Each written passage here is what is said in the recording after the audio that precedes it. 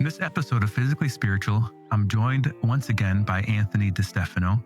We're going to discuss his new children's book written for this Christmas called Christmas in Heaven. This beautiful book is the story of a grandson asking his grandfather about heaven because he's wondering about his grandma who passed away in this last year. In this conversation, we reflect on the communion of saints, the connection between remembering our death and being able to live our best life, memento mori, and also on the closeness of those in heaven to us here on earth. Welcome to Physically Spiritual. I've been amazed by how growing physically healthier has changed my spiritual life. I'm captivated by discovering the truth about my body and how it reveals God. Physically Spiritual is my attempt to harmonize and share what I've discovered. I'm your host, Andrew Reinhardt. Well, Anthony, welcome back to Physically Spiritual. We're here today to talk about your new children's book, Christmas in Heaven, and you're only the second returning guest to the show. So you're in a short list of honored guests here. I'm honored. Yeah, so this book, I love it. The framing of the book is a grandfather answering his grandson's question about heaven because his grandmother's died in the last year. And he's pondering, what's grandma doing this Christmas? I love the beautiful framing of this book. And I was just wondering, where did this book come from in your life or in your own kind of prayer and experience? Well, I'm always trying to write books about the true meaning of Christmas, the true meaning about Easter, the true meaning of Halloween. These holidays have been secularized almost beyond recognition. And there's been a systematic effort by the culture to take away these holidays from us and to paganize them. So I'm always trying to figure out ways to teach children and remind adults of the true meaning, especially of Christmas, which is the incarnation. And I've written several children's Christmas books already about the Nativity. So I've done a book about the Nativity from the point of view of a little star, the Star of Bethlehem. I've done a book from the point of view of a grumpy old ox, or from Joseph's donkey, all these little animals that were around the Nativity. And I've done that, but I wanted to do something different this time. And so I remember that when I was a kid, I didn't understand why we gave each other presents at Christmas, but we didn't give them on Easter or Thanksgiving or other holidays. And I remember asking my father this when I was very young. And I must have been 6 or 7 or something. And the way he explained it to me was that Christmas was Jesus' birthday. And since we couldn't give Jesus a physical present because he was in heaven, we should give each other presents because that's what made Jesus happiest. And this was a very easy concept to understand because all kids understand birthdays and gift giving at birthdays. So from an early age, I knew that Christmas wasn't just a celebration of Jesus' birthday, it was his birthday. And that's a very important distinction for a kid. And I've had this idea sort of running around my mind for years. The question is, how could I turn that into a story? Because everything is better with a story, especially for kids. And this, I think a couple of years ago, it hit me that the simplest way to make that into a story was to do just what you repeated as the plot, was to have a little boy who's sad because his grandmother has died and it's Christmas time and he's wondering how she's celebrating Christmas in heaven. And his grandfather, the husband of the woman who has died, sits the boy down on his knee and tries to paint a very consoling picture of heaven to the little boy and the big celebration that's going on there with all the angels and the saints and, of course, Our Lady, and yes, his grandmother too. So that was the genesis of the book, a book about the true meaning of Christmas that could also serve as an introduction to the angels and the saints, and to my mind, the most important thing, a book about grieving with hope in the resurrection and life everlasting in heaven. Yeah, as I read it, I couldn't help but meditate on the reality of the communion of the saints, or the body of Christ. By giving a gift to someone else, we are giving a gift to Christ, right? What you've done for the least of these, you've also done to me. So that theme of the communion of the saints really tied it together for me. And I loved in the book how each saint, you got a little bit of their character because what they were doing in heaven sort of matched up to what they were the patron saint of or what they were most sort of known for. So it really is kind of a rich catechism lesson in the communion of the saints in this book too. I appreciate that because I did think not that I could kill two birds with one stone, but it was very organic. If you think about Christmas, you think about Jesus. If you think about Jesus, you think about heaven. If you think about heaven, you think about the angels and the saints. So why not make this an introduction to the angels and the saints? So I tried to include, of course, the most popular angels and saints, the ones everyone would know, like St. Michael the Archangel and St. Joseph, St. Francis and St. Patrick and St. Nicholas and St. Jude and St. Therese and St. Joan of Arc and naturally Our Lady. But I also included some lesser known saints like St. Honore, for instance, who's the patron saint of baking, because of course you have to have a birthday cake for a birthday party. And St. Cecilia and Gregory, because they're the patron saints of music, and you have to have singing at a party. So everything is always dictated by the story. The story dictates everything. And that's the reason why I could have certain saints in there, like St. Francis, surrounded by a bunch of animals, let's say, crashing through the party doors, the doors of the party. But it's also why I couldn't have other saints in there who I would have liked to have in. I didn't have St. Padre Pio in the book, for instance, because he's famous for having the stigmata, and for bilocating and for knowing people's sins before they confess them. That's very hard to articulate and animate for a child, and just like I couldn't have St. Maximilian Kolbe in the book because he's famous for, dying in a concentration camp. So the story dictates everything.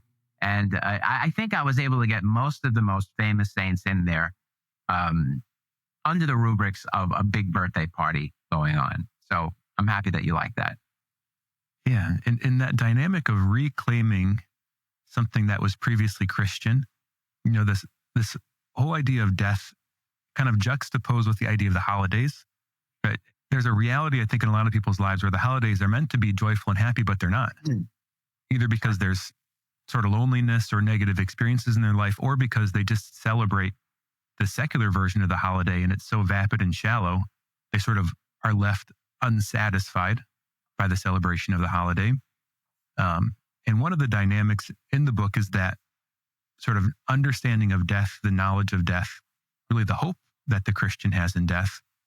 And I think of so many things in our contemporary culture have been kind of wrestling with this idea. Like in the book, The Comfort Crisis by Michael Easter, he talks in there about the relationship between remembering death and keeping death in mind and happiness.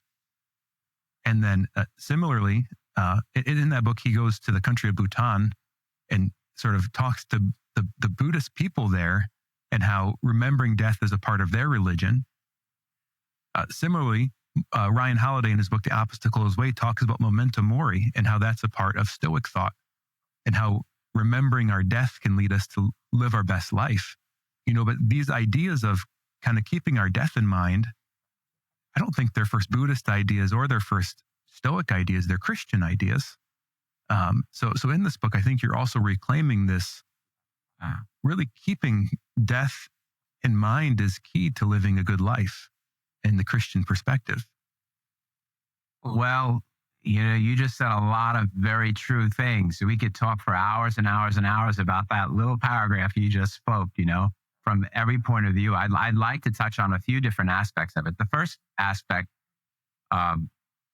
is this paradox, this irony that the happier you are in life, the happier your life, the happier your marriage, the happier your holiday celebrations, the happier those things are, the sadder they must inevitably be as people die and leave your lives. Every story, if carried far enough, ends in death, Ernest Hemingway said. And if you're not a Christian or if you don't have a belief in life after death, then that is a tragedy because everything carried far enough ends in death. So the happier the Christmas celebration, the happier the Thanksgiving celebration, the sadder and more melancholy and bittersweet it must eventually be as people leave that Thanksgiving table over the years and leave that the Christmas tree under the years, and it gets smaller and smaller, that gathering. And that's why so many people are very sad around the holidays, and suicides do go up around the holidays, especially at Christmas time, because some people just can't take these feelings of sadness. So that's a fact of life. And no matter how much faith you have, no matter how much faith, no matter how much you believe in God and heaven, And no matter how much peace you have, it is a fact that this life is always going to be, to some extent, a valley of tears and a place of sorrow. And it's not going to be till we get to heaven that every tear is wiped from our eyes. So that's a very important fact. And it's something that I believe we need to bring up to children from a very, very early age. Because if we don't, if we pretend that life is not that way, that it's all roses, then when something happens to them, when those children face tragedy, when they grow older and face that, it can wipe them out emotionally. And that's why there's so many nervous breakdowns and suicides and those kinds of things. So we have an obligation as parents and as adults to teach children how to grieve in a healthy way. And here's where we could talk a little bit about these differing viewpoints, because the Christian view of life is extraordinarily optimistic. We don't believe that death has the final word. We believe that the final word is resurrection and life everlasting in heaven.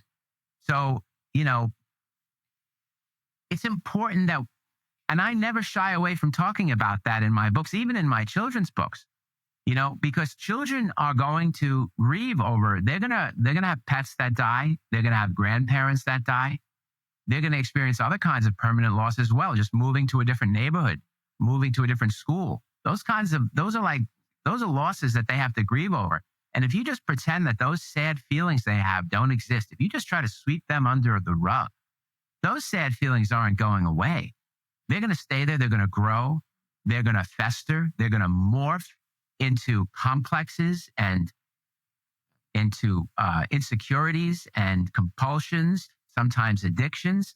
They're going to wreak havoc in a person's life later on. And so thank God that as Christians, we do have this hopeful attitude. I tell my atheist friends, and I have a lot of atheist friends, that the difference between believers and unbelievers isn't that believers suffer and grieve any less than them. They don't. It's that we suffer and grieve with hope. With hope. That's a big, big difference. And so if we can impart to children that it's okay to grieve, it's okay to be sad, but we always have to have this hope that we're going to see these people again, because there is a place called heaven. Then that's going to help them not just to overcome the grieving that they're going through now, but that's going to help them throughout. It's like giving them a suit of armor that's going to protect them from the slings and arrows of outrageous fortune, as Shakespeare said, throughout their lives. You mentioned Buddhism. I don't know if I'm talking a lot, but please keep going. I admire Buddhism. I admire the noble truths they talk about and the fact that life is full of suffering. But there's a huge difference between Buddhism and Christianity. A huge, huge difference. There's an old joke. Well, what did the Buddhist Zen master say to the hot dog man? Please make me one with everything. Please make me one with everything. And that's exactly what Buddhists believe. They do not believe that a person's identity is good. They believe suffering is caused because we cling to our identity, and when things are taken away from us, it causes suffering. And so to them, nirvana is a complete a destruction, annihilation of identity. So somebody described it to me once like this, take if you want to understand nirvana, take a drop of water and put it in the ocean. And then that drop of water is one with the ocean. And it sounds so nice. It sounds so beautiful. But that's the Buddhist teaching. But to me, as a Christian, I don't think that's nice at all, because what happens to that little drop of water that dissolves in that ocean? That drop is gone. That drop is dissolved. It becomes one with the ocean. For Christians, we don't believe in nirvana. We believe that in heaven, we retain our identity, that we don't lose our identity. We become more of who we're meant to be, more of who we're meant to be. So heaven for us is a place to look forward to with joy. So so we don't deal with death like Stoics do, just to be strong. And we don't deal like death like Buddhists do, to just renounce everything. we deal with it as Christians, which is to deal with it manfully and in a strong way, but to have hope that one day God is going to give us back every single thing that has been taken from us. Sorry for such a long-winded answer. No, that's a great answer. That's a great answer. It just strikes me that, with the same question, we end up in opposite places, right? For them, memento mori takes them to the point where they say, well, I'm going to die anyway, so it doesn't matter. Might as well kind of calm down and live my best life and, kind of keep everything in perspective. For us, memento mori takes us to the point of realizing, it all matters so much more than we ever could have imagined, right? It's so much better. Because the human soul, made in the image and likeness of God, is immortal. And the human soul, the human spirit, is worth more than all the universes, all the planets and stars put together. So because of that, we have a dignity that is so tremendous. God became one of us. So he elevated us. He emptied himself to become one of us in order to raise us up to become like God. And so therefore, because of that, because each and every human being, no matter how much money they have, how little money they have, no matter what situation, each human being has more dignity than a billion universes. So therefore, when we're alive on this side of heaven, we have to make sure that we're taking care of those human beings. We have to make sure that we're helping them when they're poor, when they're sick. So it gives us an obligation not to just renounce this life because it's full of suffering, but to go forward and help everyone and exercise love as much as possible. So it's sometimes people think, well, Buddhism and all these, religions or philosophies are alike. They're alike in certain things, but in the ultimate reasons for those belief systems, there's really nothing like Christianity. And it is much, much more hopeful than any other belief system. Amen. And this, I think this is really beautifully illustrated in the kind of the turn in your book, which is when the story goes from the communion of saints being, this procession of popular saints to being, this man's wife, this boy's grandmother in heaven. There's this beautiful moment that, that's not grandma because she looks young, and the grandfather explains, how she's been, restored. She has her new body in heaven and how she's young. And it just struck me that the veil is so thin. You talked about resilience, and some of my best friends had a child die, a 1-year-old boy. And, in their Catholic faith, the way they've integrated this, one thing that I've heard them say that just pierced me to the heart, saying we need to be saints because we want to see our son again, and how their son's presence in heaven is driving them to be holy because they desperately want to be with him for eternity. But then also when they finish their family's prayers in the evening, when they get done with, interceding to the other saints in their kind of family litany, they ask for their son to pray for them too. And how their Catholic faith has kept their son close through this terrible tragedy. And it just struck me that in this book, it's the same dynamic, how, grandma's in heaven, but grandma's still close. And that was such a beautiful moment in the story. Thank you. I've written about heaven various times. My first book, 20 years ago, believe it or not, was called The Travel Guide to Heaven. Very, very popular book. It was a bestseller not only here but around the world. It was published in 17 different languages. And I can't believe how long ago it was now. 2 decades have passed. But the whole reason why I wrote that book was to show, people have this misconception of heaven. They just think of it as a sort of a cloudy and white and nebulous and, with wispy angels floating around. They have this wrong idea. And then people wonder why people are so scared of dying. It's because we have this idea of heaven that's so unexciting. Heaven, if the life we're living right now is real, heaven is not going to be less real than our life now. If the life we're living right now is colorful, life in heaven is going to be less colorful. There's not going to be less colors, fewer colors. There's going to be more colors. There's not going to be less activity. There's going to be more activity. There's not going to be less love. there's going to be more love. And after the resurrection, well, then there's going to be a physical component to heaven as well. We're going to have bodies, real bodies, glorified bodies. And people don't think about that. That means that someday, when you see your mother again, if your mother has died, you're not just going to be seeing a ghost. You're going to be seeing a person who you could run up to and hug and kiss and feel the warmth of her skin and hear her voice again. Hear her voice again. And that means, and we're going to be walking around in a place too. Heaven's going to have a physical component. So, I think if people meditated on heaven a few minutes every day, it would really change their lives. It would really change their lives. And I think it's very easy, by the way, to speak to children about heaven. Sometimes parents don't know how to speak to their children about heaven. But it's a very easy concept. Heaven is just God's home. When people die, and those people love God, they go to live in God's home. They just move homes. They go from their home on earth to their home with God. And that's something children can understand because they're very familiar with the concept of going over their grandparents' homes or their aunt's home or a different building to go to school. They understand the concept of moving from place to place. So the more we're able to show children how wonderful a place heaven is, the more consolation they'll experience when they're grieving over loved ones who have moved to that place.